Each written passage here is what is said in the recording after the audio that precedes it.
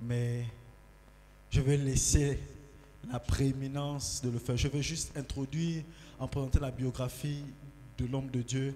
Ensuite, je vais inviter le pasteur Martial pour introduire le serviteur de Dieu tout à l'heure. Celui qui sera chargé de pouvoir nous entretenir pendant un mois sur la thématique, l'évangile de Matthieu, la révélation du roi, est un serviteur de Dieu qui a fait ses classes au niveau de l'église d'Alliance chrétienne et missionnaire du Gabon. Il est précisément à l'église locale de Soteka. Il est de profession docteur vétérinaire, mais il est aussi dans le ministère docteur.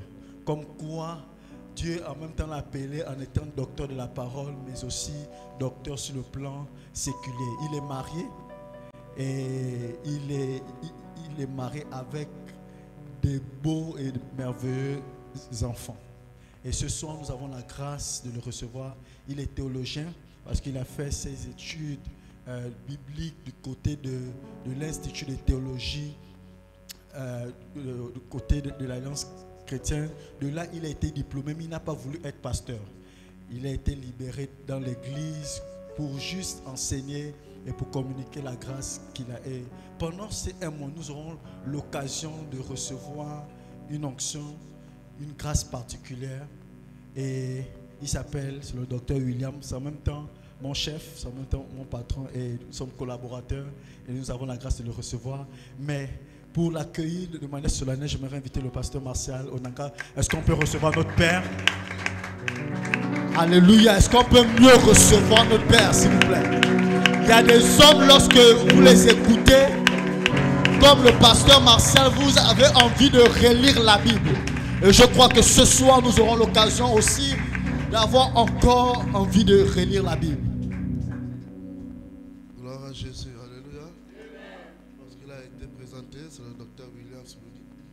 On a eu des échanges le dimanche. J'ai été impressionné par sa promptitude et l'humilité qu'il a.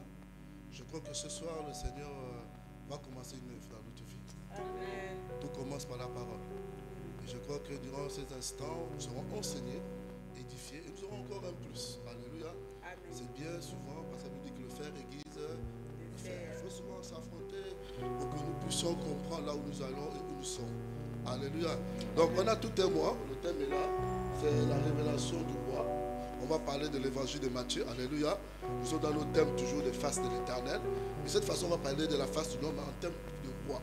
Alléluia. Donc, on donne les détails. Il va voir comment ça va se passer. Et chacun de nous sera béni. Alléluia. Est-ce que pour cela, on peut inviter l'homme de Dieu?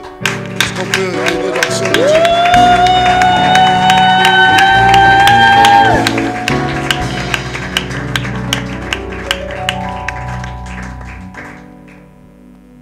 Amen, amen. On peut s'asseoir. Bonsoir à vous. Je ne peux commencer ces moments sans vraiment remercier le pasteur pour cette marque de confiance. C'est lorsque chacun d'entre vous ou certains d'entre vous serez pasteur que vous comprendrez ce que c'est que de céder sa chair, céder son estrade à quelqu'un d'autre. C'est pas courant. D'autant plus que, comme il a été dit, nous n'appartenons pas à la même église, au même mouvement d'église, même si nous sommes tous évangéliques. Et il aurait pu dire, moi je me contente des frères, des pasteurs, des personnes ointes au niveau du ministère Mont des Oliviers. Et donc je te remercie encore, pasteur, je vous remercie avec votre épouse pour cette ouverture. Et je n'en suis pas digne, puisqu'aujourd'hui on va beaucoup parler de dignité. Je n'en suis pas digne, même si mon bagage académique me le permet, mon expérience aussi dans la maison de Dieu, mais n'en demeure pas moins qu'il n'y avait aucune élection à laquelle j'ai participé pour venir ici. Je profite aussi de l'occasion pour remercier mon collaborateur, Aimé Boussougou, un homme fidèle. Je suis souvent avare en compliments, mais vous avez dans votre maison un homme loyal. Vous avez un homme fidèle. Et professionnellement parlant, il a eu l'occasion de le montrer. Pourtant, nous avons passé ensemble des moments difficiles, mais dans cette difficulté, il est resté et nous avons continué à travailler ensemble. Donc que le Seigneur le bénisse au milieu de vous, comme il est déjà avec nous. Alors, nous allons pendant un mois, donc 4 mercredis, discuter ou nous laisser enseigner sur l'évangile de Matthieu, la révélation du roi. Le thème, vous le connaissez déjà. Mais le dimanche, j'ai discuté avec le père de la maison en lui disant que j'allais faire une introduction qui risque de vous perdre, mais sans vous perdre, qui ne va pas directement attaquer le livre de Matthieu, l'évangile de Matthieu, mais dans lequel on va un peu plonger dans des versets que j'avais déjà vu projetés tout à l'heure, c'est-à-dire Apocalypse, le chapitre 5. En fait, aujourd'hui, j'aimerais qu'on parle ensemble de l'importance de l'enseignement. Je ne sais pas combien vous êtes dans cette assemblée, mais au vu des chaises vides que je vois, je pense que dimanche, on est un peu plus nombreux que ça, n'est-ce pas? Alors, l'enseignement est très important. Nous vivons dans une génération dans laquelle les études bibliques ont de plus en plus de mal à être honorées dans les églises locales. Et ce n'est pas bon. Parce que vous savez qu'au début de l'église, au temps des apôtres, la Bible dit qu'il y avait 4 activités principales qui faisaient la vie de l'église et qui expliquaient le miracle dans lequel ils baignaient. 1, on dit quoi? On dit qu'il y avait la communion fraternelle. Bon, j'ai inversé pour mettre le meilleur à la fin. 2, il y avait la fraction du pain, n'est-ce pas? 3, il y avait la prière. J'espère qu'on est un peu plus nombreux pendant les moments de prière. Et 4, il y avait ce qu'on appelait l'enseignement des apôtres, ou encore la doctrine des apôtres. Ces activités-là étaient le moteur du miraculeux dans l'Église. Alors, moi, je pense qu'il n'y a pas... Souvent, on se pose la question de savoir, et ça, c'est souvent lorsque notre vie est en danger. Seigneur, où est passé le surnaturel des actes des apôtres? Où est passée cette dimension dans laquelle il y avait des hommes dans l'Église qui, en marchant seulement, leur ombre pouvait guérir les malades? Où est passée cette dimension comparativement à la nôtre, où parfois, une simple maladie, nous avons de la peine à la guérir? Où est passée cette dimension par rapport à notre génération dans laquelle, parfois, nous avons besoin d'être à 10 pour chasser un démon? Les plus honnêtes se poseront la question. Et les plus assoiffés, parce qu'à un moment de notre vie, nous avons besoin de connaître plus, nous avons besoin de vivre plus, mais surtout, nous avons besoin de vivre conformément à ce qui est déjà écrit. Parce qu'on ne peut pas comprendre qu'il est écrit que Jésus guérissait tous les malades et que parfois, nous peinons sur 10 malades à en guérir même 2. Parfois, nous en guérissons 1 et puis les 9 autres, nous n'arrivons pas à les guérir. Tout simplement parce que dans notre génération, nous avons négligé les temps de méditation de la parole de Dieu. Nous avons négligé les temps d'enseignement. Bon, j'imagine que c'est peut-être à cause de l'heure et de tous les embouteillages qu'on n'est pas encore aussi nombreux. Mais si nous voulons être une église dynamique, une église qui impacte le pays, il nous faut nous ranger derrière les enseignements. Et les autres activités, bien sûr, la prière, la communion fraternelle, la louange et bien d'autres choses encore. En fait, quand je me suis posé la question, parce que le constat n'est pas que de chez vous, ne vous en faites pas. C'est un constat universel. Moi, je me suis converti au Sénégal et j'ai remarqué que souvent, dans les temps d'enseignement, on n'était pas nombreux dans notre église. Durant les temps de prière, on n'était pas nombreux. Mais par rapport à l'enseignement, parfois, je me suis posé la question de savoir, mais qu'est-ce qui peut expliquer pourquoi on est si peu nombreux aux enseignements? Et j'ai une explication, une raison, qui n'est peut-être pas la seule, mais je pense qu'avec le temps, nous avons perdu l'amour pour le livre qu'est la Bible. Et nous avons perdu l'amour pour la lecture. Ces dernières années, d'ailleurs, j'ai personnellement entendu plusieurs prédicateurs et même certains grands prédicateurs avoir une opinion parfois que je trouve un peu rabaissante par rapport au respect qu'on devrait avoir au livre. Parce que de toute façon, la connexion que nous devons avoir avec Dieu, Dieu a voulu qu'elle passe par la prière, par le Saint-Esprit, mais aussi par la lecture de la parole de Dieu. Quoi qu'on dise. Et donc, mon but, durant ces temps, avant qu'on aborde le vif du sujet, avec la révélation du roi dans l'évangile de Matthieu, c'est de vous faire aimer la parole, vous faire aimer le livre, vous faire aimer la Bible.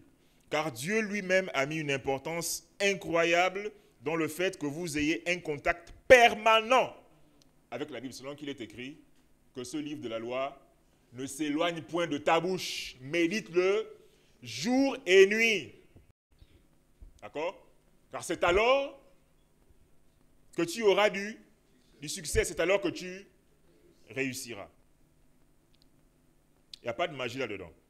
Donc aujourd'hui, comme je disais, c'est une introduction et nous allons beaucoup parler de livres. Alors ça va vous perdre un peu, mais je sais qu'à la fin, on va se retrouver.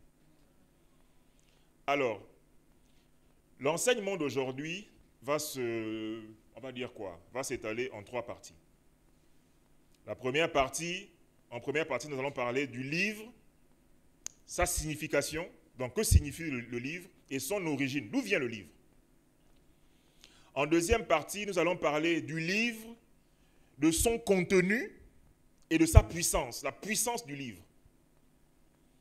Et en troisième partie, une troisième partie un peu bizarre, qui aurait pu faire l'objet d'un enseignement à lui tout seul, à elle toute seule, le roi du livre ou le livre du roi, la cérémonie d'intronisation du roi par le livre. Et c'est là que nous allons plonger dans Apocalypse 5. Alors, nous allons commencer par lire ensemble, si vous le permettez, en introduisant la première partie, le livre, sa signification et son origine. Nous allons lire Exode, chapitre 17, le verset 14. Exode, chapitre 17, le verset 14. Si quelqu'un le trouve, il peut lire. Exode 17, verset 14.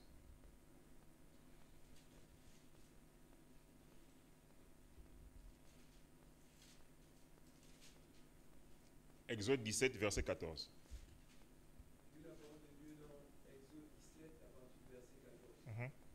L'Éternel dit à Moïse, écris cela dans le livre pour que le souvenir s'en conserve, et déclare à Josué que j'effacerai la mémoire d'Amalek de dessous les cieux. Amen. Alors ici, en fait, grâce à ce passage, je vais vous donner un peu la définition que les Hébreux donnaient au livre. Mais déjà, si vous lisez bien dans ce texte-là, on dit déjà, ici, écrit cela dans le livre, pour que le souvenir s'en conserve. S'en conserve. Alors, en hébreu, le livre, c'est le Sefer, qui veut dire le registre. Chez les Hébreux, le livre est un registre, ou encore un enregistrement. Un livre est un moyen d'enregistrement. Le but du livre, c'est d'enregistrer et de conserver les paroles de Dieu, les actions de Dieu et les miracles de Dieu. Par rapport aux miraculeux, comment sait-on que Dieu, notre Dieu, est un Dieu de miracles? C'est parce qu'il est écrit dans son livre que Dieu est un faiseur de miracles. Parce qu'il est écrit dans son livre, je suis le Dieu qui te guérit de toutes tes maladies. C'est écrit. Et afin que Dieu donne cette communication de génération en génération sans que ça ne se perde, Dieu a tenu à ce que ça soit enregistré, écrit dans un livre. Amen. Le livre est un registre chez les Hébreux. Un moyen d'enregistrement.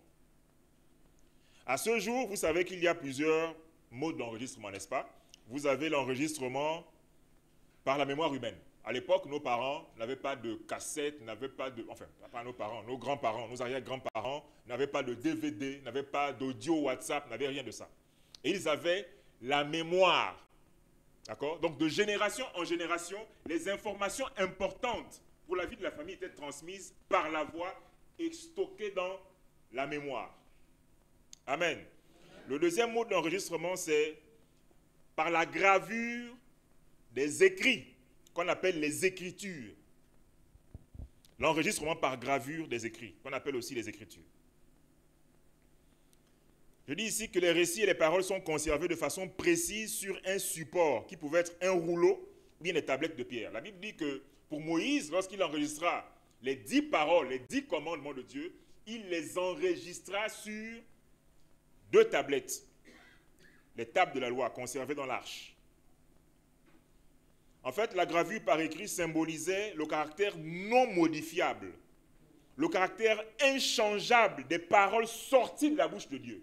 En fait, par la gravure des écrits, Dieu voulait montrer que ce qu'il a dit reste. C'est pour ça que là, la première version des enregistrements, ça va être écrit sur des pierres. Parce que les pierres permettent de graver. Ça ne part pas. On ne l'efface pas. Amen. Et c'est pour ça que pour garantir la protection de ce qu'il avait dit à travers les pierres, il a demandé à ce que cette tablette soit conservée dans le lieu le plus sacré du culte d'Israël qui était l'arche. Amen. Le deuxième mot donc, c'est la gravure par les écrits. Et Dieu voulait montrer par là que ce qu'il dit, personne ne doit le changer. Alors, toute personne qui méprise ce que Dieu a fait écrire a un problème avec Dieu. Je le dis pourquoi? Parce que nous vivons dans une génération, et je ne comprends pas pourquoi, on a de plus en plus de mal avec ce qui est écrit. J'ai entendu beaucoup de gens dire, oh, mais ce qui est écrit, franchement, c'est écrit. Ce qui est écrit, c'est mort. Ce n'est pas vraiment comme ce qu'on dit à la bouche. Oui, mais sauf que même Dieu lui-même qui a parlé au départ, a fait exprès de faire en sorte que ce qu'il a sorti de sa bouche soit écrit afin que ça soit conservé de génération en génération. Et en restant inchangé. Est-ce qu'on se comprend? On parle ici du livre. Le troisième mot de l'enregistrement, c'est l'enregistrement par la gravure des sons et de la voix. Bon, ça sont des modalités modernes, notamment ce qu'on appelle l'enregistrement audio. Par l'évolution des technologies, l'homme a désormais la capacité d'enregistrer la voix, les paroles, les sons. Moi, je pense que si cette technologie était disponible au temps de Moïse, il est fort possible que jusqu'à présent, on aurait eu les audios de la voix de Dieu. On aurait entendu la voix de Dieu, la langue dans laquelle Dieu a parlé à Moïse, etc., etc. Amen. Mais sauf qu'à l'époque, la technologie du son n'existait pas. OK? On est au quantième. Le quatrième mot de l'enregistrement, c'est la gravure par les images, qu'on appelle aussi l'enregistrement vidéo. Bon, là, c'est encore plus récent. Ce n'est pas évident qu'à l'époque de Moïse, Dieu fasse des vidéos. Sinon, ce serait resté jusqu'à ce jour et ça nous aurait vraiment arrangé. Pour être sûr de ce que Dieu a vraiment dit. Alors, j'ai cité ces quatre modes d'enregistrement. Et peut-être comme moi, on se serait dit que peut-être que les meilleurs modes d'enregistrement qui nous auraient arrangé seraient peut-être l'audio et la vidéo. Pourtant, Dieu qui savait que la technologie du son et de l'image allait venir dans les temps futurs, a quand même fait en sorte que, de génération en génération, le mode qui soit conservé, ça soit l'écriture. Pourquoi? Parce que, et on va le découvrir plus tard, en réalité, le mode d'enregistrement par les écrits, donc par le livre, a commencé depuis le ciel. C'est pour ça, par exemple, que Jérémie va dire que avant qu'aucun de mes jours n'existait, tu les connaissais déjà, ils étaient déjà inscrits dans ton livre. Inscrits dans ton livre. Ça veut dire que par rapport à la destinée de chacun d'entre nous, Dieu a déjà écrit des livres. Écrits. Pas enregistrés en audio. D'accord? Il est le meilleur technologue. Il aurait bien pu faire en sorte qu'il y ait des sortes d'enregistrements audio spirituels qui auraient eu un impact à un moment ou à un autre. Mais il a décidé, depuis avant la fondation du monde, d'écrire. C'est ainsi que le livre est le mode d'expression d'enregistrement par excellence de Dieu. Est-ce qu'on se comprend? C'est pour ça qu'on a la Bible. C'est ça que jusqu'à présent vous vous demandez, mais où est le rapport avec la révélation du roi de Matthieu? Vous allez voir, ça va venir.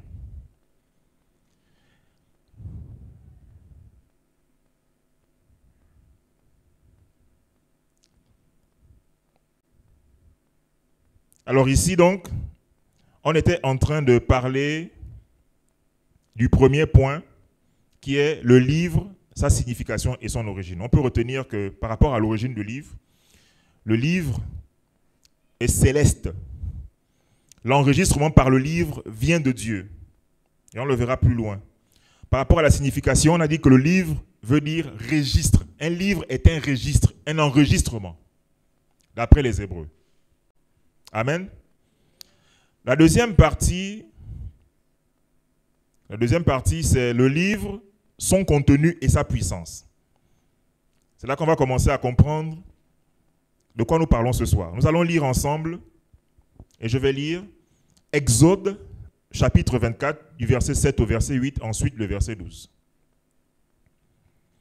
Il prit, donc le « il » est mis pour Moïse, il prit le livre de l'Alliance et le lut en présence du peuple. Et il dit, « Nous ferons tout ce que l'Éternel a dit et nous obéirons. » Alors Moïse prit le sang. Il le répandit sur le peuple en disant, « Voici le sang de l'alliance que l'Éternel a faite avec vous selon toutes ses paroles. » Donc enregistrant le livre de l'Alliance.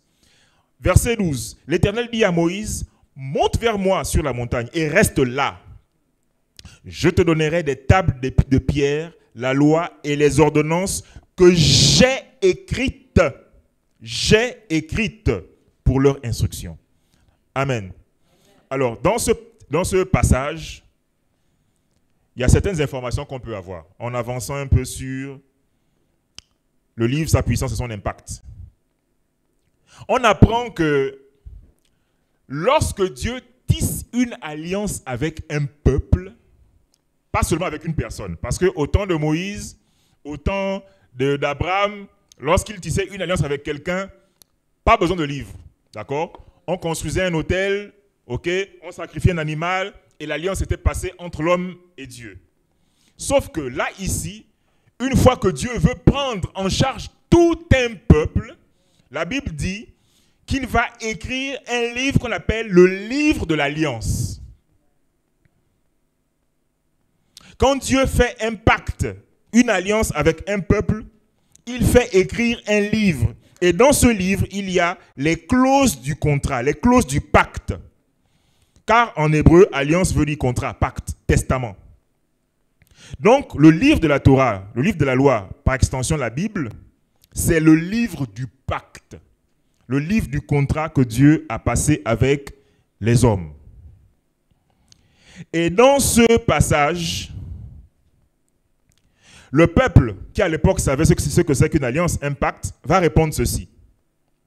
Au verset 7. Nous ferons tout ce que l'Éternel a dit et nous obéirons. Dans un pacte, il y a deux parties qui contractent l'alliance, qui contractent un pacte. La première partie ici, c'est Dieu, l'un des contractants. La deuxième partie, c'est tout le peuple. Et le peuple qui prend conscience que là, il y a une alliance qui est en train d'être tissée avec lui et qu'il y a un livre qui devait contenir toutes les clauses du contrat, le peuple va déjà répondre en disant que nous allons obéir à tout ce qui est écrit. Ça, c'est un. Et qu'est-ce qui manque ici? Si vous avez déjà les deux contractants, si vous avez déjà le livre du contrat, qu'est-ce qui manque? Qu'est-ce qui manque? L'acte d'activation, enfin l'activation du pacte. D'accord? Et dans le monde spirituel, quel est l'élément qui active un pacte? Le sang. C'est pour ça qu'il est écrit, Moïse prit le sang, le répandit sur le peuple en disant, voici le sang de l'alliance que l'Éternel a faite avec vous selon toutes ses paroles. Alors, maintenant, faites-vous un peu cette image-là. Au départ, qu'est-ce qu'on dit? On dit que Moïse reçoit de Dieu les tables de la loi sur lesquelles Dieu lui-même il a écrit les commandements. D'accord? Et ensuite, on dit ici que Moïse non seulement répand le sang sur le peuple, il y a aussi l'épître aux Hébreux qui va répondre la même chose, qui va expliquer vraiment que le sang aussi a été répandu sur les tablettes. Il va répandre le sang sur le peuple, sur les ustensiles du temple, enfin du tabernacle, mais il va aussi répandre le sang sur les tablettes. Maintenant, là où je veux interpeller votre intelligence, votre imagination. Quelle est la couleur des écrits sur une pierre? D'abord, les pierres, généralement, quelle couleur? Les pierres des montagnes et autres. Grise. D'accord. Si on écrit sur des pierres, les écrits auront quelle couleur?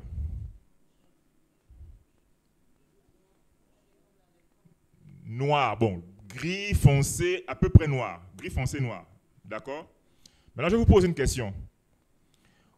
Au bout d'un certain temps, prenons par exemple 2 ans, est-ce qu'il sera facile de lire du gris sur du gris? Ok? Alors, je vais vous expliquer ici déjà l'importance du sang dans ce pacte-là. Le sang ici a eu 2 fonctions principales. La première fonction la plus évidente, c'est qu'un pacte s'active par le sang. Amen. La deuxième fonction, c'est que le sang a servi d'encre pour la gravure des caractères de la loi sur les pierres. Cette fois-ci, ça a donné du rouge sur du gris. Et le rouge sur le gris est beaucoup plus facilement lisible. Le but donc, si le sang sert d'encre, le but c'est d'asseoir le fait que le peuple devait tout le temps lire la loi. Et c'était aussi par ce renforcement de la gravure par le sang, une manière de conserver un peu plus longtemps la lisibilité des textes de la loi. Amen. Voilà. Alors, on parle du sang. Lorsque Moïse a donc fait couler le sang d'un animal cette fois-ci, c'était la validation, l'activation du pacte. Et ça voulait donc dire que désormais, le pacte ne pouvait plus être violé sans qu'il n'y ait de conséquences. Je ne sais pas si vous savez, mais même dans le monde du travail, lorsque 2 personnes se mettent à travailler ensemble, il y a un contrat qui est signé, un contrat de travail. OK? Et chaque partie qui viole ces clauses, d'accord, est poursuivable. Et là, il y a Dieu lui-même qui va rédiger un pacte. Les clauses du contrat, c'est Dieu qui va rédiger, c'est même pas l'homme, il n'y aura pas de collaboration là-dedans. C'est Dieu qui va écrire l'alliance, de 1, et c'est Dieu qui va garantir la validité et l'effectivité du pacte à travers le sang qui a coulé. Mais aussi la lisibilité des caractères sur les pierres en mettant du sang là-dessus. Et ça fait en sorte que, désormais, l'activation du pacte entre les 2 esprits consentants est effective. Et donc, quiconque devait violer le pacte, devait violer les clauses, serait punissable et poursuivable. Amen. Le livre, c'est donc le manuel de la vie entre l'esprit de l'homme et l'esprit de Dieu. Car le but, c'est de faire ce qui est dit. C'est pour ça que le peuple va dire, nous allons faire ce que Dieu a dit. Pourquoi ? Parce que vous avez été mis au contact du registre, de l'enregistrement du pacte, du contrat. Et chaque partie doit faire sa part. Amen. Vous savez que même dans le monde spirituel, de l'autre côté, il y a des pactes de sang, des pactes sataniques, n'est-ce pas? Il y a des pactes sataniques qui se font. Mais aucun de ces pactes n'est supérieur au pacte suprême entre Dieu et son peuple à travers le sang. Amen. Depuis l'Ancien Testament déjà, depuis l'Ancien Testament où on se servait du sang des animaux, le pacte que Dieu avait passé avec son peuple à l'époque était déjà plus puissant que tous les pactes sataniques qui existaient. À combien plus forte raison, dans la nouvelle alliance, maintenant que Dieu a remplacé le sang des animaux par le sang du roi. Est-ce que vous commencez à comprendre où on va? En fait, nous sommes rentrés en alliance avec un roi qui, pour valider son alliance, a fait couler son propre sang. Et dans la nouvelle alliance, il est écrit que c'est le Saint-Esprit qui prendrait les paroles de Dieu qui étaient inscrites sur des tables de pierre pour les inscrire sur des tables de chair, nos cœurs. Et sur nos cœurs, le sang de Jésus a gravé les paroles du pacte dans nos cœurs. Amen. Ça fait en sorte que nous-mêmes, nos cœurs sont comme des livres de Dieu. Des livres de la volonté de Dieu. Des livres de la connaissance de la volonté de Dieu. Parce que dans nos cœurs, le Saint-Esprit parle à travers sa parole.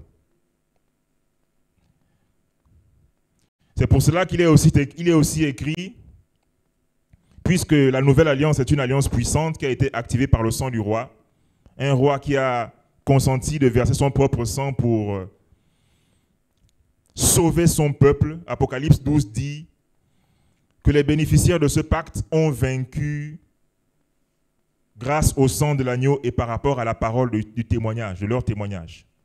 Il s'agit ici du sang du pacte, mais il s'agit aussi des clauses du pacte à travers la parole. Alors, nous allons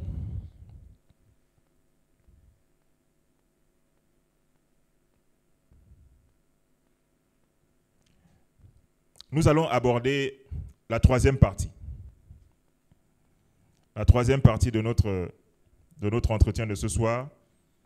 Le roi du livre, le livre du roi. La cérémonie d'intronisation du roi par le livre. Pour ça, nous allons lire Apocalypse chapitre 5.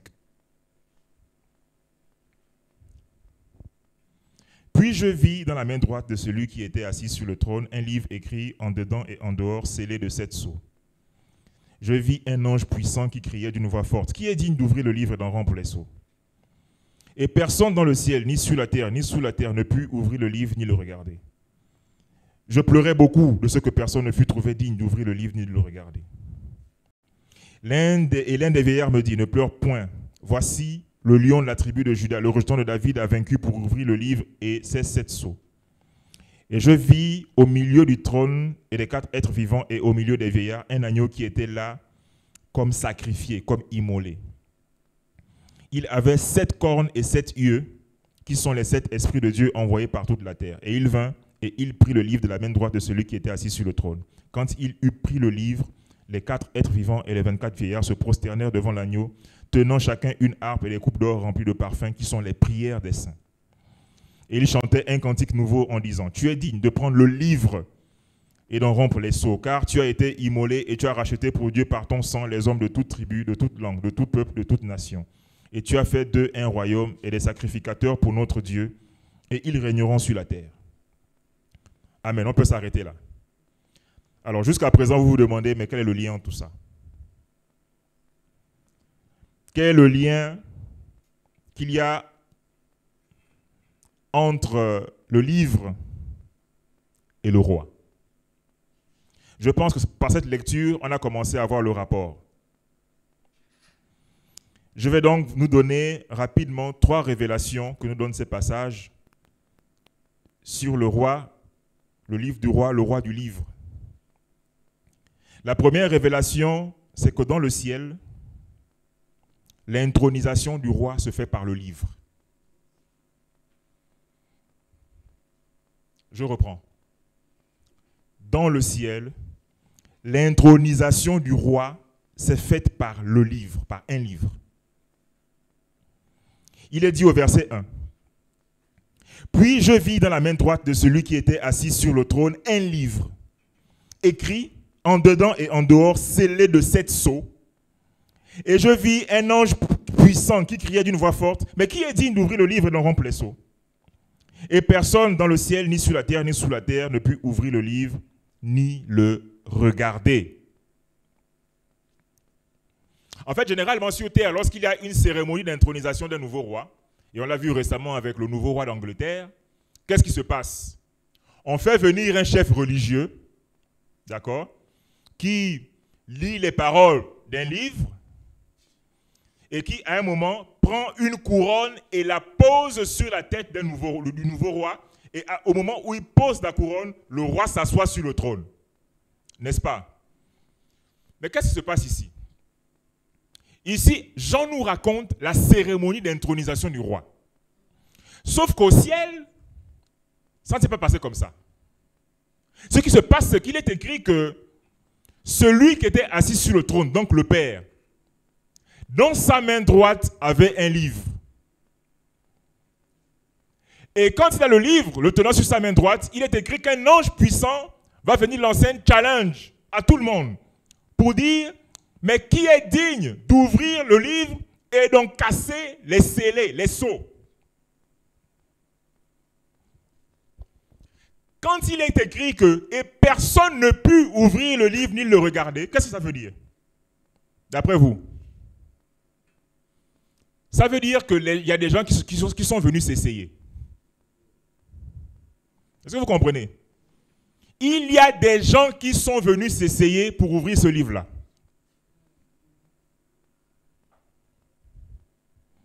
En fait, vous savez, Dieu ne fonctionne pas avec le favoritisme. Dieu ne fonctionne pas avec le népotisme. Que parce que c'est mon fils, que c'est automatiquement lui le roi. Dieu a dit, cette affaire de roi-là, ça va se régler sur l'affaire d'un livre. Je prends le livre, je le mets sur la main droite, et celui qui est capable deviendra roi.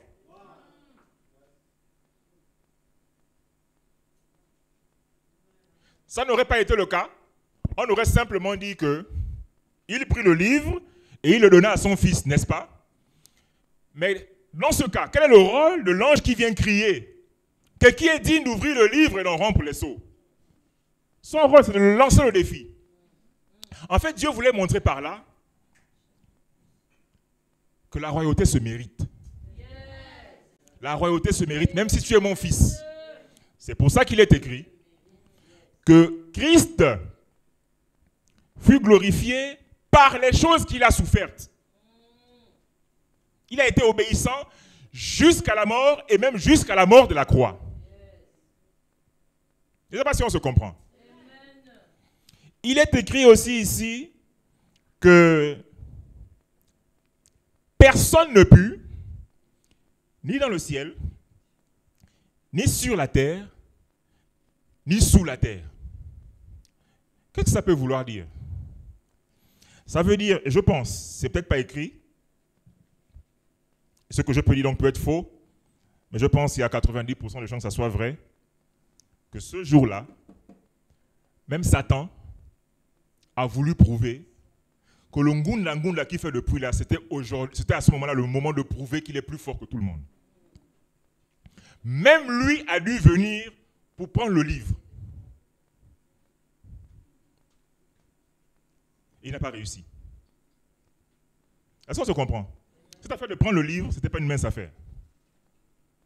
Dans le texte, dans la traduction française, on dit, au premier verset, « Puis je vis dans la main droite de celui qui était assis. » En fait, quand quelque chose est dans la main, ça peut vouloir dire que normalement, peut-être que le Père a dû fermer la main. C'est-à-dire, bon, pas forcément bien fermer, mais mettre une certaine pression de ses doigts sur le livre pour le garder sur la main, n'est-ce pas?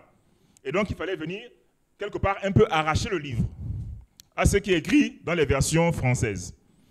Sauf que, dans le texte grec, ce n'est pas écrit « je vis dans la main ». C'est plutôt écrit « je vis sur la main ». Qu'est-ce que ça veut dire? Ça veut dire que, pour prendre le livre, Dieu savait que s'il fermait un peu les doigts, personne n'aurait pu prendre.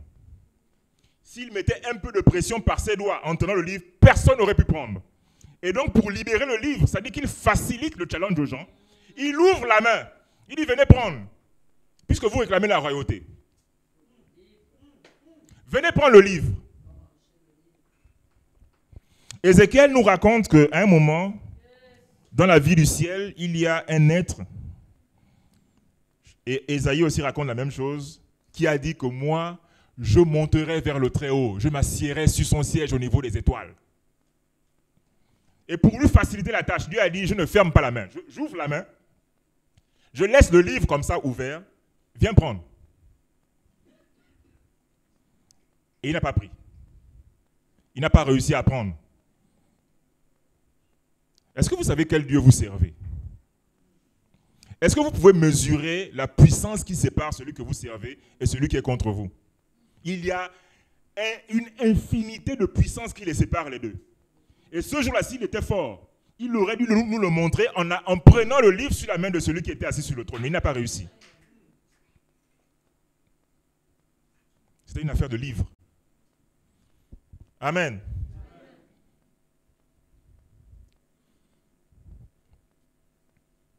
Je disais donc, pour ce qui concerne le statut du roi au ciel, Dieu ne fait pas dans le favoritisme. C'est vrai qu'il a un fils unique, mais il a ouvert le concours à tout le monde. À tout le monde. Pour montrer que cette affaire de royauté, ça se mérite. Ces dernières années, je vois dans certains films où on nous invente des anges, dont certains maintenant sont même plus forts que Dieu, certains sont plus forts que Jésus, certains sont plus forts. Ce jour, c'était le moment de montrer que tu es plus fort que Dieu. Parce que ce jour, Dieu n'a même pas fermé la main sur son livre. Il a simplement ouvert, il a posé le livre. Il a dit, venez chercher. Amen. Mais qu'est-ce qu'il a écrit par la suite? Il est écrit, pendant que Jean pleurait,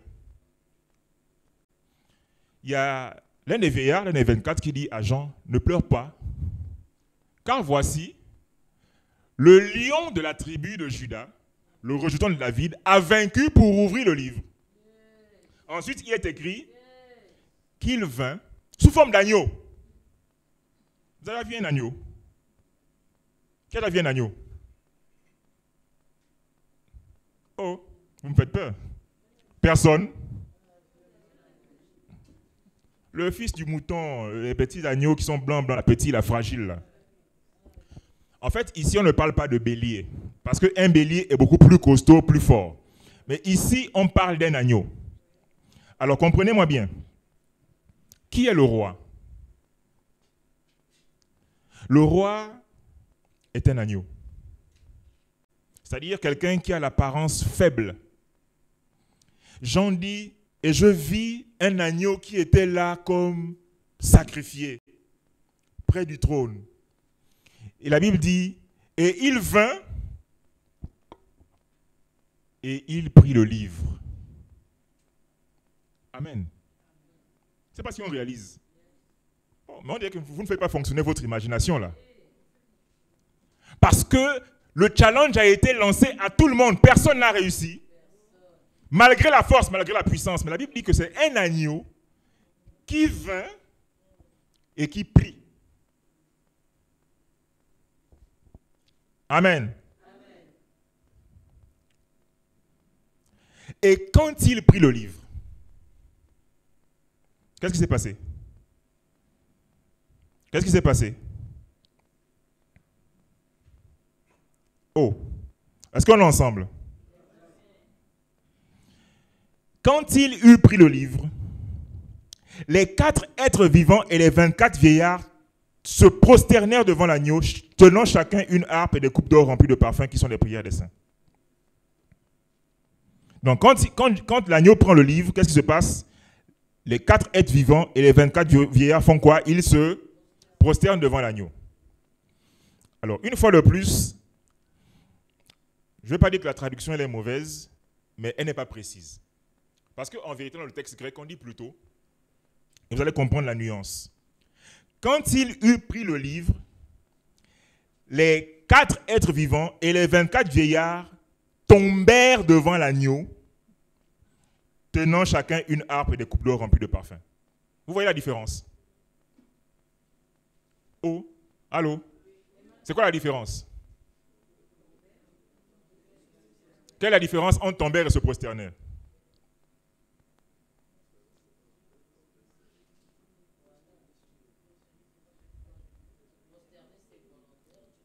Ah ah! Merci, maman. Maintenant, j'active le VAR. Ce qui se passe ici, c'est que dans les textes grecs, c'est qu'au moment où l'agneau prend le livre de la main droite de celui qui était assis sur le trône, il y a une intensité glorieuse qui s'abat sur la salle et qui fait tomber les gens. Il ne se prosterne pas tout seul. Ce n'est pas une action volontaire, comme elle a dit. C'est la pression, c'est le poids, c'est la cavole de Dieu qui descend au moment où l'agneau prend le livre. Tout le monde descend. Est-ce qu'on se comprend? On parle ici du roi, on parle d'une cérémonie d'intronisation. Ce jour, Dieu a voulu montrer que la position de roi, elle se mérite. Et il fallait qu'il donne la preuve à tout le monde, devant tout le monde. C'est pour ça qu'il a convoqué tout le monde, des gens qui étaient dans les cieux, sur la terre et sous la terre, pour venir prendre le livre.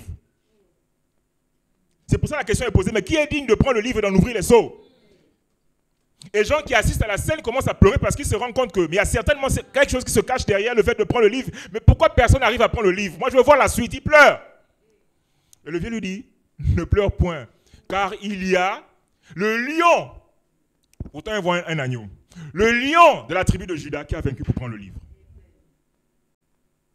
Et quand il vint, il prit le livre. Et tout le monde tombe. Donc même les contestataires, même ceux qui pensaient qu'ils pouvaient rivaliser avec l'agneau, ont tous constaté ce jour-là qu'ils ne font pas le poids. Amen. Amen. Vous ne savez pas n'importe qui, mes frères. Vous servez le roi. Amen. Quand on parle de roi, on ne parle pas de n'importe quel roi. On parle du roi qui a convaincu tout le monde de sa puissance. Ce fut une intronisation publique avec preuve à l'appui que c'était lui le seul qui était méritant pour être le roi. Et personne d'autre. Parce que le Père a donné l'occasion à tout le monde de devenir roi.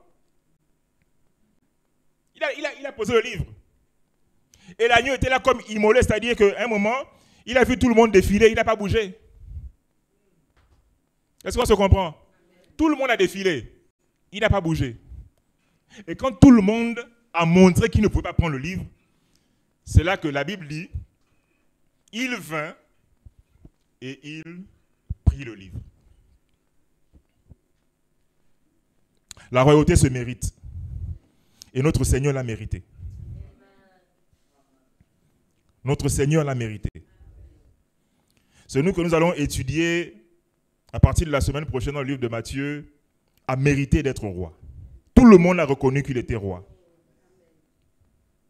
Dieu a investi de puissance un livre par lequel la preuve devait être faite de qui méritait être roi.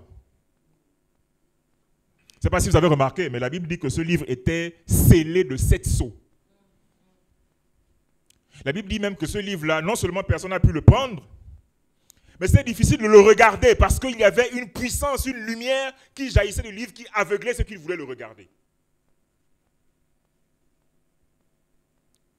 Et d'après vous, qui a scellé ce livre? Qui a scellé le livre? Quel est l'expert des sceaux dans la Bible? Le Saint-Esprit. Il est écrit dans Éphésiens que vous avez cru et vous avez été scellés du Saint-Esprit. Le Saint-Esprit, quand il scelle quelque chose, mon frère, tu peux toujours essayer. Parce que même les anges ont essayé. Ils n'ont même pas pu ouvrir le livre, ni même le regarder. La deuxième révélation de ce passage qu'on vient de lire, c'est que les cieux et la terre sont régis par ce qui est écrit dans un livre. Je reprends. Les cieux et la terre sont régis, ou si vous voulez, les événements futurs des cieux et de la terre sont régis par ce qui est écrit dans un livre. En fait, quand vous lisez les chapitres suivants, vous allez vous rendre compte que chaque fois qu'un sceau sera ouvert, un événement va se produire. Et qui à chaque fois ouvre les sceaux, c'est l'agneau. Et ce qu'on va encore plus remarquer, c'est qu'à chaque fois que l'agneau ouvre un sceau, tout le monde s'exécute et fait sa tâche, même les démons. Je ne sais pas si vous avez remarqué. Et quand il ouvrit le premier sceau, et je vis ceci. Quand il dit je vis ceci, tantôt il voit des anges de Dieu, tantôt il voit des anges des ténèbres. Mais chacun d'entre eux, à l'ouverture du sceau, exécute sa tâche sans contester. Parce que celui qui ouvre le livre est puissant. C'est le roi. Il est écrit qu'il a vaincu les dominations et les autorités. Et il a reçu le nom qui est au-dessus de tous les noms. Donc quand il ouvre un sceau, quand il donne un ordre, tout le monde exécute. Fussent-ils ses ennemis. Amen.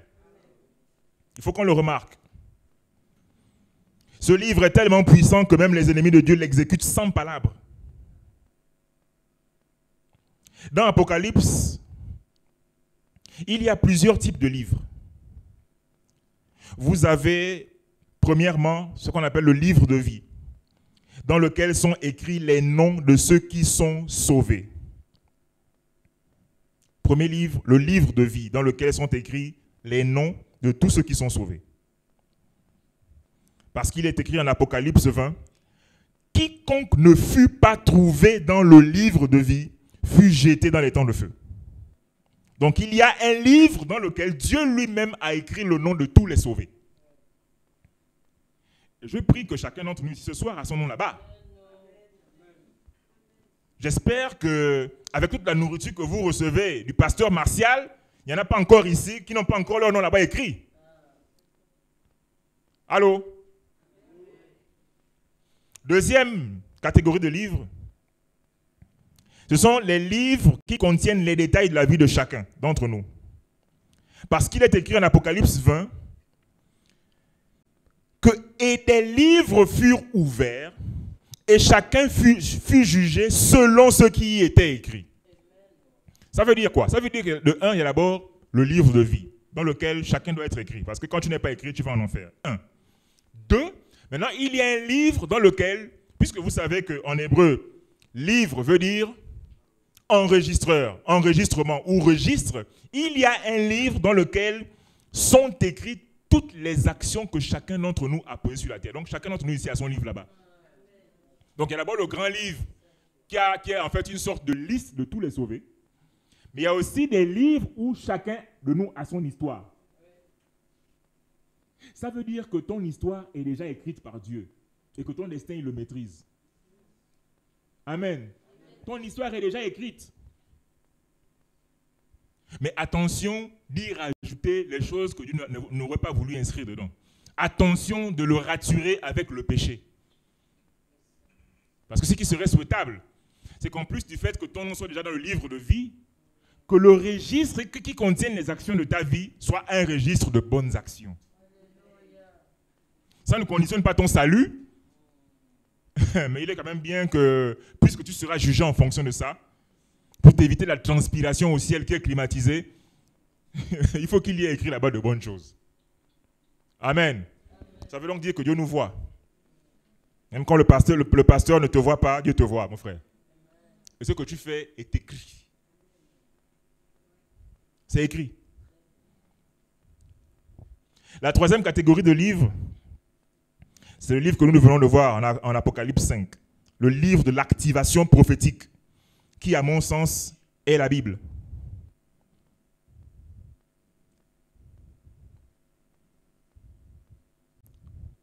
Non, ce n'est pas celui de l'Apocalypse 5.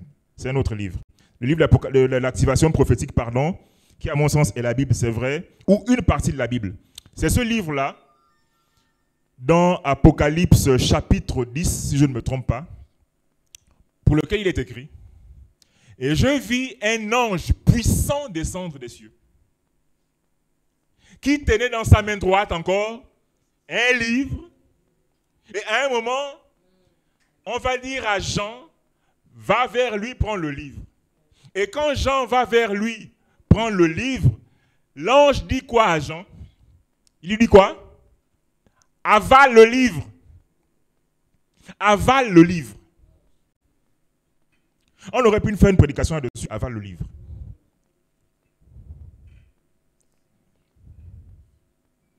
Mais j'y reviendrai plus tard. Et enfin, le quatrième livre, c'est celui qu'on avait déjà vu, comme je disais, en Apocalypse 5, le livre scellé de 7 sceaux. Tout ça pour dire que dans les cieux et sur la terre, tout se règle à base de livres. C'est une affaire de livres, mes frères. Pour ceux qui n'aiment pas les livres, j'ai un message pour vous ce soir. Tout se règle à base de livres. C'est un principe spirituel établi. Qu'on soit d'accord ou pas d'accord, pour Dieu, tout se règle à base de livres. Tu sauras que tu es sauvé si ton nom est écrit dans un livre. Tu connaîtras les actes que tu auras posés dans ta vie parce que c'est consigné dans un livre. Ce ne sera pas à la bouche, ce sera dans un livre. Mes frères, honorons le livre. Honorons le livre. Surtout que notre roi a été intronisé roi en prenant un livre. Allô? La troisième et dernière partie par laquelle on termine, la troisième révélation de ce passage, il y en a beaucoup plus, mais c'était juste une introduction. Normalement, ce thème, je l'ai extrait d'une autre série d'enseignements que je voulais faire. Donc, je n'ai pris que quelques morceaux pour introduire l'évangile du roi. C'était afin qu'on sache ce soir de quel roi nous parlons. La troisième révélation issue de ce texte, c'est que, et c'est là où je voulais en venir, accomplir le livre terrestre a permis d'ouvrir le livre céleste. Je reprends. Accomplir le livre terrestre a permis d'ouvrir le livre céleste. Qu'est-ce que je veux dire par là? Remarquez dans le texte, qu'est-ce qu'il est dit? Pourquoi l'agneau est digne d'ouvrir le livre et d'en rompre les sceaux? Parce qu'il est écrit quoi? Est-ce qu'on peut relire ensemble? Hélène Éveillard me dit, ne pleure point, voici le lion de la tribu de Juda, le rejeton de David, a vaincu pour ouvrir le livre et les 7 sceaux. Je saute.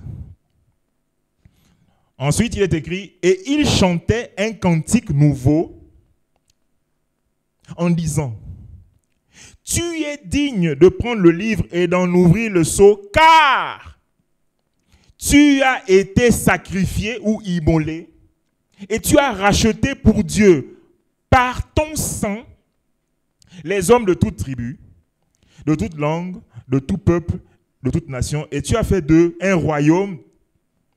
La version originale dit même, tu as fait d'eux des rois et des sacrificateurs pour notre Dieu, et ils régneront sur la terre. En fait, ici, qu'est-ce que le vieillard est en train de vouloir expliquer à Jean? C'est que la dignité d'ouvrir le livre et d'en rompre les sceaux que le roi a reçus, il l'a eu parce qu'il est mort à la croix. Ça, c'est de 1. Mais surtout, il l'a reçu parce qu'il a accompli les paroles du livre. C'est-à-dire, tout ce qui était prophétisé sur lui. C'est pour ça qu'à la croix, il va dire, Tetelestai, tout est accompli. Qu'est-ce qui était accompli? Ce qui était écrit dans le livre. Alors, puisqu'il a accompli ce qui était écrit dans le livre terrestre, ça lui a donné le pouvoir pour ouvrir le livre céleste. Amen. Parce que même la croix était prophétisée. Tout ce que Jésus a accompli sur la terre était tracé, écrit. Et Jésus l'a dit à plusieurs reprises, moi je suis venu pour accomplir la loi et les prophètes. Je suis venu pour accomplir, c'est-à-dire porter à perfection les prophéties de la loi et des prophètes. Notre roi s'est distingué par une obéissance sans faille au livre. Sans faille.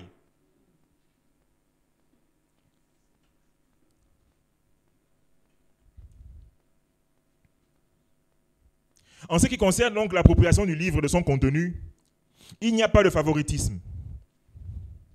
Même le Fils qui a été fait chair a dû lire le livre, comprendre le livre, vivre le livre et accomplir le livre de sorte de pouvoir au ciel ouvrir un autre livre qu'aucun des anges n'a réussi à ouvrir. Pour ouvrir le livre, il faut vaincre. Je reprends. Pour ouvrir le livre, il faut vaincre.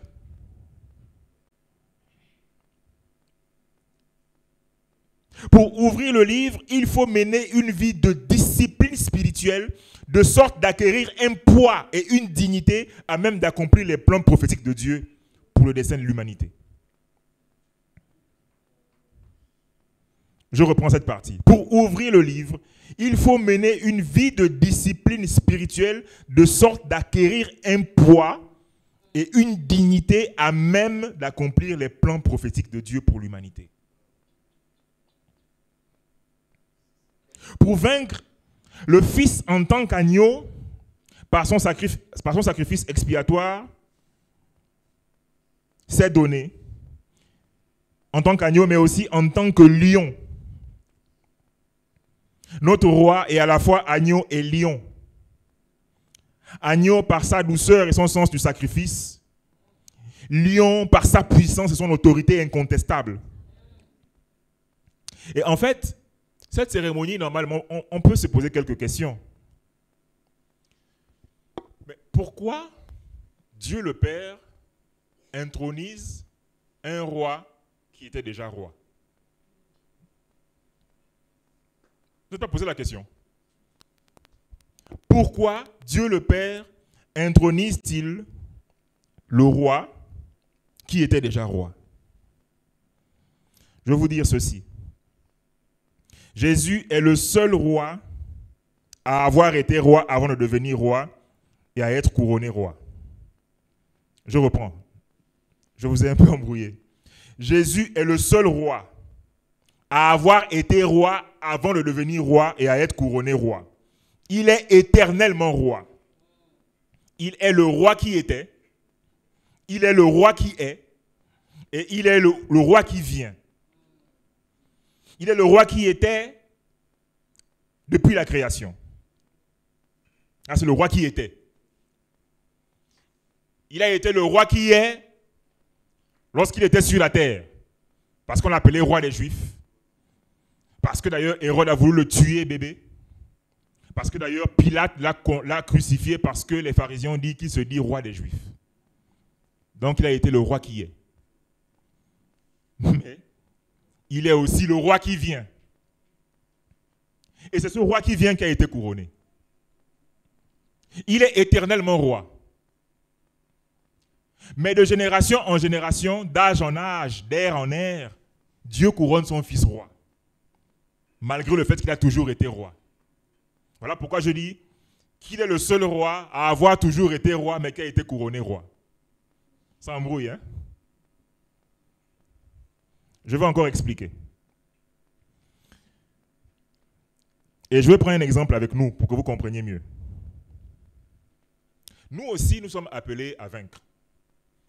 Si vous lisez, quand vous lisez Apocalypse chapitre 2 et Apocalypse chapitre 3, vous allez voir qu'à chaque fois, quand Jean finit de parler à une église, enfin, écrit à l'ange de l'église de telle, et puis à la fin il dit, à celui qui vaincra, on promet quelque chose, n'est-ce pas?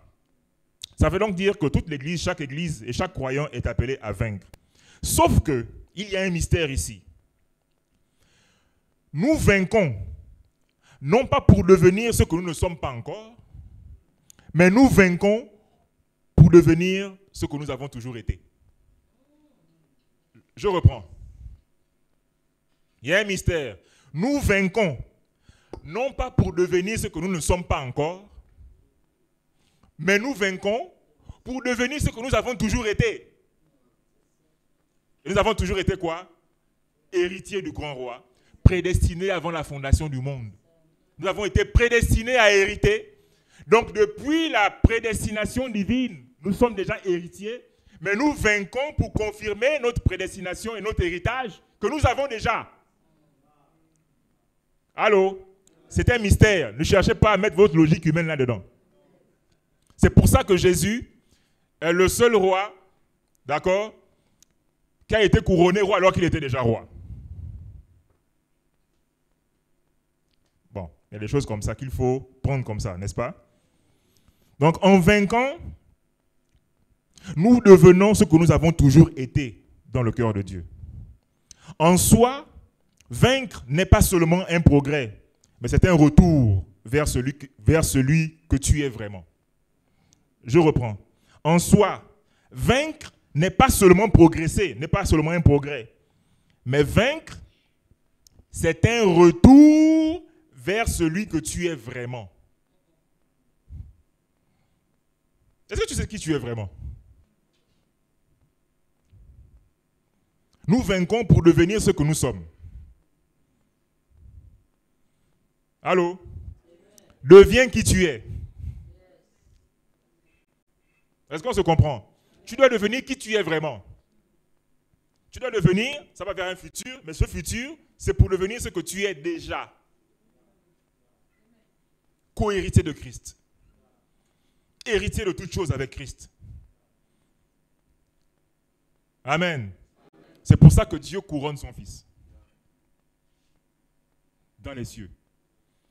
Et pour challenger tout le monde, là, ce jour-là, il dit, moi je pose un livre. Venez prendre. Pour prouver à tout le monde. Pour prouver à tout le monde. Parce que vous savez, quand Jésus remporte à la croix, quand il vainc les dominations et les autorités, et qu'il monte au ciel, on peut se dire, bon, mais qu'est-ce qu'il a fait d'extraordinaire? Et donc peut-être que Dieu a senti qu'au ciel, il y avait peut-être une sorte de contestation pour dire que, bon, lui là, il va devenir roi, mais est-ce qu'il est vraiment méritant? Dieu a voulu régler ça net. Là, il n'y a pas de problème. Je prends un livre, je le mets dans ma main, et qui est fort viendra prendre. Et sera couronné roi, quiconque le prendra. Et réussira à regarder et à ouvrir les seaux. Et notre roi, sous la forme d'un agneau, pas sous la forme d'un lion, est venu, a pris le livre, a ouvert chacun des seaux, et à chaque fois qu'il a ouvert un seau, tout le monde a exécuté ses ordres. Tout le monde, même les démons. Chacun a exécuté à la lettre les ordres du roi.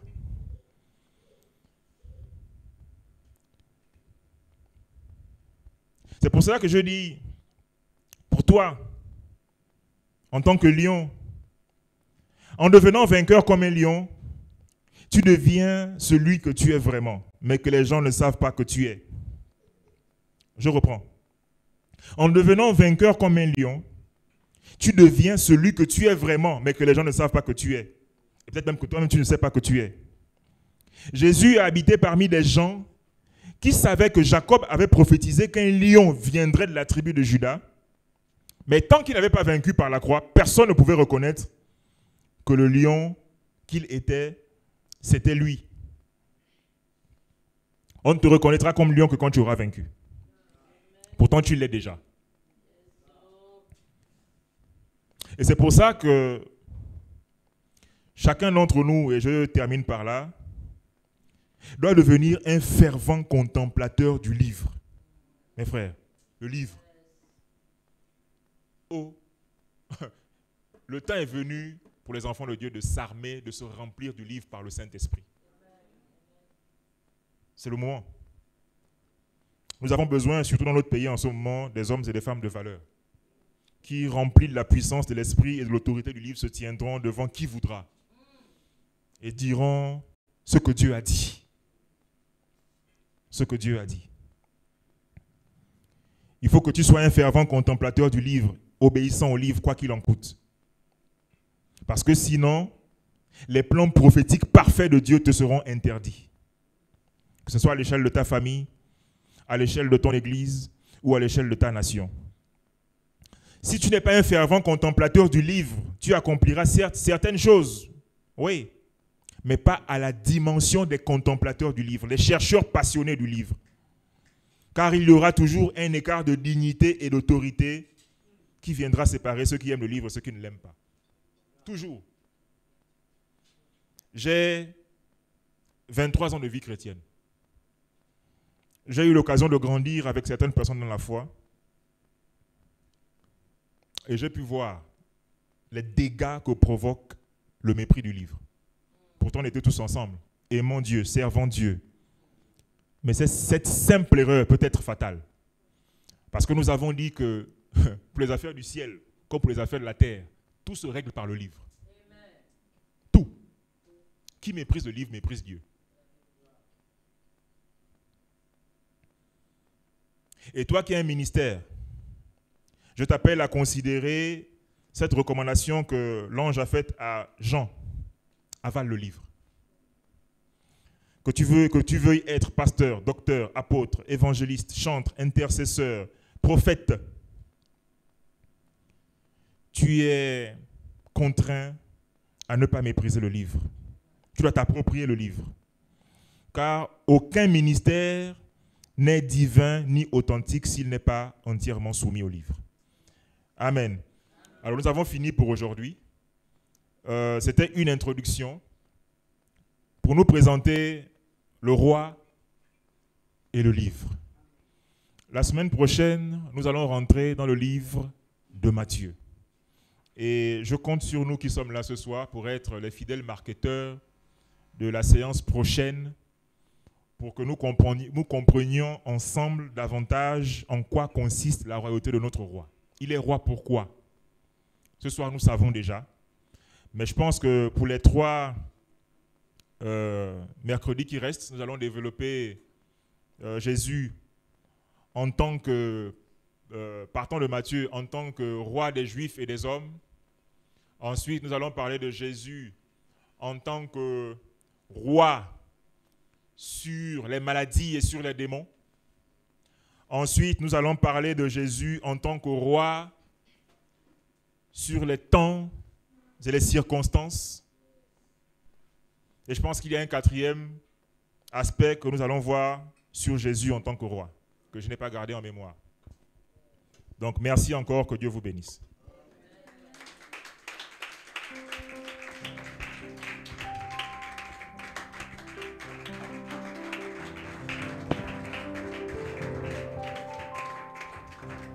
Alléluia. Alléluia. Après une telle parole, il n'y a pas besoin de commenter. Juste que tu fasses cette prière et tu dis, Seigneur, grave ces paroles dans mon cœur. Donne-moi d'être un amoureux du livre, un amoureux de la parole de Dieu, un amoureux, un inconditionnel amoureux du livre, de la parole. Est-ce que tu peux prier? Seigneur, je t'en supplie. Nous avons écouté ta parole ce soir. Je t'en supplie, tu nous as montré que tu as vaincu toutes choses. Tu as démontré ta royauté à travers l'ouverture d'un livre. Père, je t'en supplie.